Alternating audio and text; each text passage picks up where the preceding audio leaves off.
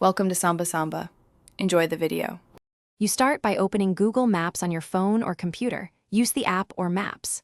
Google.com, tap or click the search bar and enter an address, business name, or intersection to jump straight to the area. Once done, make sure the map centers where you expect. If not, pan and zoom until the building or parcel is visible.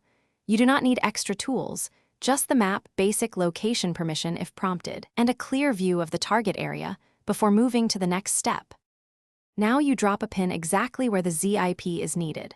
On mobile, long press the desired spot until the pin appears. On desktop, right-click and choose what's here to place the marker. Once the pin is placed, check the information card that appears at the bottom or left. It shows an address and coordinates. If the pin landed slightly off, drag it or recenter by zooming and repeating. Accuracy matters because ZIP codes can change block by block, so precise placement ensures the correct postal code.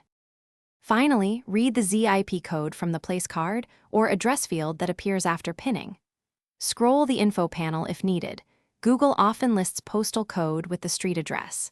If the ZIP is missing, copy the coordinates and paste them into the search bar or look at adjacent addresses to infer the correct code. If results seem wrong, clear your app cache, update maps, switch to satellite view to confirm the building, and then redrop the pin. These fixes resolve most display or placement errors. Thanks for watching.